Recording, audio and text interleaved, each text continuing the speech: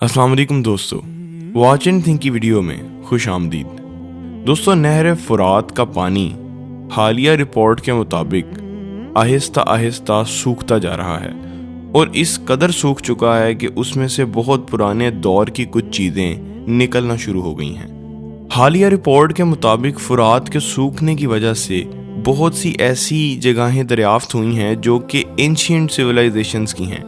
दुनिया की सबसे कदीम और पुरानी सिविलाइजेशंस के कम से कम 80 से ज़्यादा मुकामात जो है वो सिर्फ नहर फुरात से दरियाफ्त हुए हैं।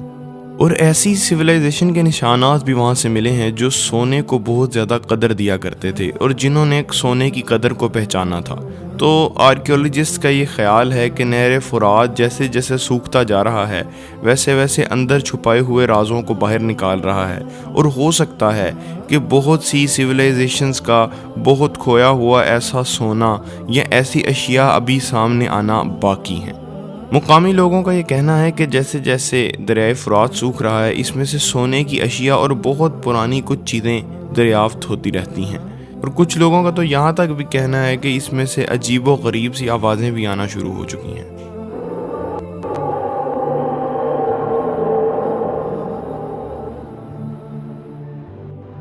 दोस्तों, नबी करीम सल्लल्लाहु अलैहि वसल्लम की एक हदीस के मुताबिक दरियाए फुरात एक दिन सूख जाएगा और अपने अंदर से एक बहुत बड़ा सोने का पहाड़ जाहिर कर देगा, जिसके लिए दुनिया भर के लोग जो हैं वो लड़ना शुरू कर देंगे। और यहाँ पर हिदायत हमें ये दी गई हैं कि जब तुम उस सोने के पहाड़ को पालो तो उसमें से कुछ भी लेने की कोशिश ना करो, क्योंकि इसकी लड़ाई में 99% लोग जो हैं वो मारे जाएंगे। दोस्तों, दरियाए फुरात वेस्टर्न एशिया के सबसे लंबे दरियाओं में से एक है।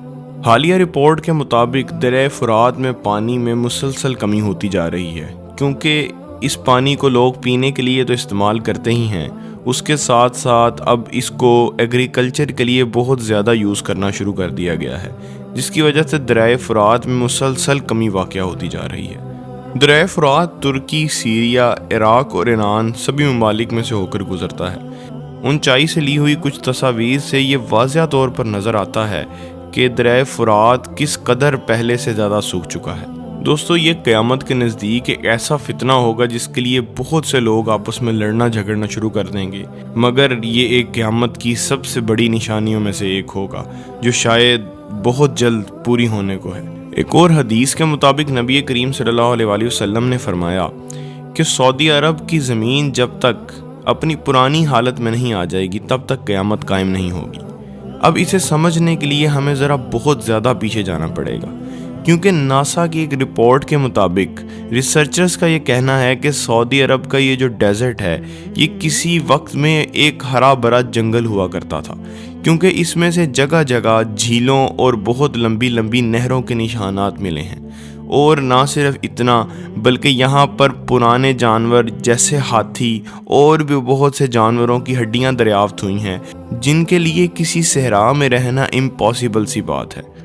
अभी कुछ माह पहले ही बहुत से लोगों ने देखा कि किस तरह से सऊदी अरब के सहराओं में से नहरों और झीलों की तरह पानी बहना शुरू हो गया था।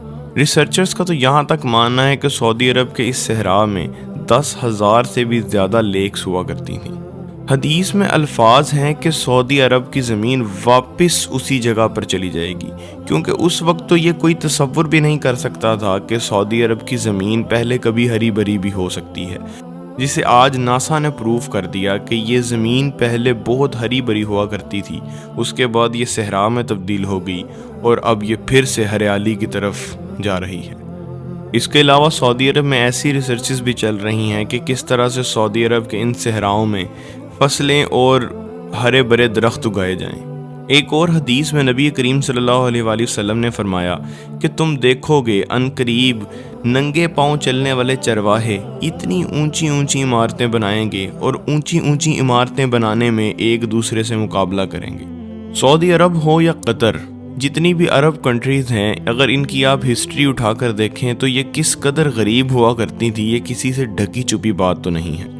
मगर नबी करीम सल्लल्लाहु अलैहि वसल्लम के आने के बाद इनका अरूज शुरू हुआ और आज आप बखूबी देख सकते हैं कि किस तरह से अरब की कंट्रीज़ में दुनिया की सबसे बड़ी बड़ी इमारतें बनाई जा रही हैं। اور اگر ہم حدیث کے الفاظ پر غور کریں تو یہ نشانی بالکل پوری ہو چکی ہے، کیونکہ حدیث کے الفاظ بھی کچھ اس طرح سے ہیں کہ ننگے پاؤں چلنے والے غریب لوگ ایک دوسرے سے اونچی اونچی عمارتیں بنانے میں مقابلہ کریں گے، جو کہ ہو بہو آج ہمیں عرب کنٹریز میں دیکھنے کو مل رہا ہے۔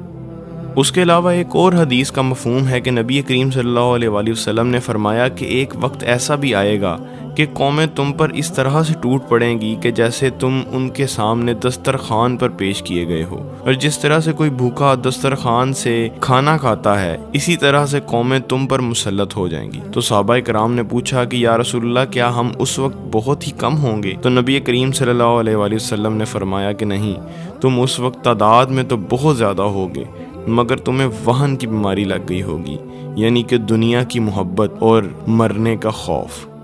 آپ اس کے بارے میں کیا رائے رکھتے ہیں؟ کمنٹ سیکشن میں ضرور بتائیے گا۔ چینل کو سبسکرائب کر دیجیے گا، ویڈیو کو لائک کر دیجیے گا۔